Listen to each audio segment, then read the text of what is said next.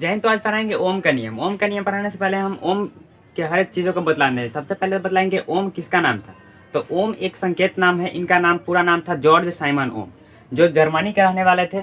आप ये याद करेंगे, ओम से आप मोम याद कर लीजिएगा, और मोम हमेशा जलता है, इसलिए जॉर्ज साइमन ओम कहाँ के रहने वाले थे? जर्मनी के। जर्मनी के बासेरिया रियासत नाम एक स्थान है, वहाँ के रहने वाले थे। इनका जन्म हुआ था 16 मार्च 1787 में हुआ था इनका जन्म। 16 बार, अगर मोम को एक बार जलाइएगा, उतना आप गांव देहात में रहते होंगे तो बोला जाता होगा कि 16 बार एक काम को करिएगा तो बिगड़ेगा। इसी प्रकार से आप याद कर लीजिएगा, 16 बार जलाने से जल जाता है मोम, यानी कि ओम।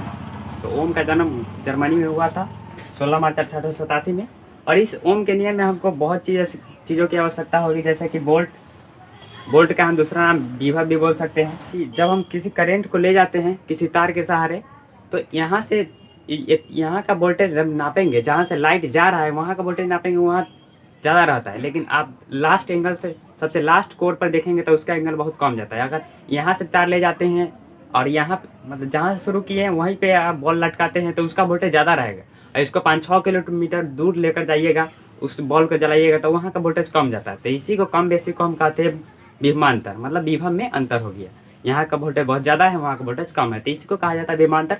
जो करेंट को मतलब आवेश हमारे शरीर में भी है, लेकिन इतना ज़्यादा नहीं है कि हमें शरीर को करेंट लगता है। अगर हमारे शरीर में आवेश की मात्रा बहुत ज़्यादा हो जाती है तो हमें भी करेंट लगता है। लेकिन इसी चीज़ को सिस्टमेटिक तरीके से बनाने के लिए हमें बोल्ट की आवश्यकता होती है। जब हम करेंट में तार ले जाते हैं तो उसमें आवेश रहता है, लेकिन उसको ठेल के ले जाने वाला को कहते हैं बोल्ट। जब आवेश को ठेल के ले जाया जाता है बल्ब की दिशा में, जब हम बॉल मारते हैं तो जो ठेल के ले जाता है आवेश को, उसे कहा जाता है बोल्ट। इन चीज़ों को हम समझ गए। अब समझते हैं बोल्ट ओम के नियम के बारे में। इन चीज़ों की आवश्यकता थी, इसलिए हम इस चीज़ों की आवश्यकता मतलब बतला दिए। तो ओम के नियम सीधा कहता है कि आप जब धारा बढ़ाइएगा तो वोल्टेज का मान बढ़ेगा। मतलब आपको करंट ज़्यादा, वहाँ बॉल का वोल्टेज ज़्यादा रखना है तो आपको क्या करना होगा? बॉल का वोल्टेज ज़्यादा रखना है, इसलिए हमें वोल्टेज ज़्यादा ले जाना होगा। मतलब ठेलने वाला बहुत स्पीड से मतलब जाएगा, तब उसका वोल्टेज बढ़ेगा। इसलिए कहा जाता है V बराबर I। V का मतलब होता है वोल्टेज। इसका संकेत में आप पूछा जाएगा परीक्षा में से, विभवांतर के ऐसा मात्रक या वोल्ट का ऐसा मात्रक क्या संकेत क्या होता है, चाहे ऐसा मात्रक, तो उसका मान लीजिएगा V मतलब वोल्ट। और I का मतलब होता है धारा। धारा का ऐसा मात्रक क्या होता है? तो I होता है। आवेशों के प्रवाह को हम धारा कहते हैं। धारा का आवेश कहाँ रहता है? तो पूरे शरीर, पूरी दुनिया में जहाँ भी है वहाँ पर आवेश है।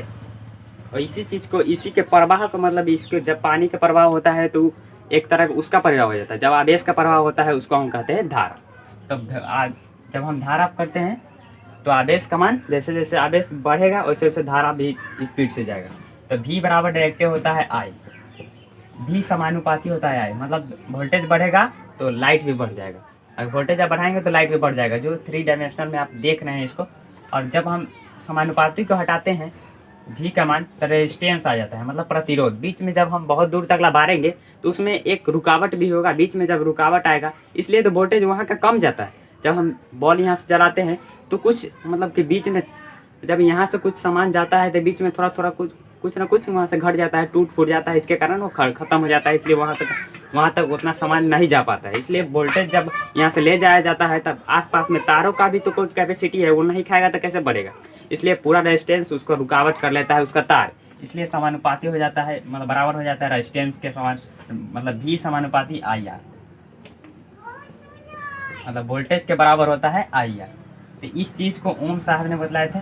तो जब हम वोल्टेज ले जा रहे हैं तो वोल्टेज के समानुपाती होता है धारा, और समानुपाती हम हटाएंगे तो यानी कि रेजिस्टेंस लगा देंगे। रेजिस्टेंस इसलिए लगाए, मतलब R इसलिए लगाए कि बीच में जो रुकावट आ रहा था उसे हम प्रतिरोध कहते हैं, जिसे इंग्लिश में रेजिस्टेंस कहते हैं, जिसे R से संकेत सूचित किया जाता है। तो आपसे पूछा जाएगा कि प्रतिरोध किससे कहते हैं?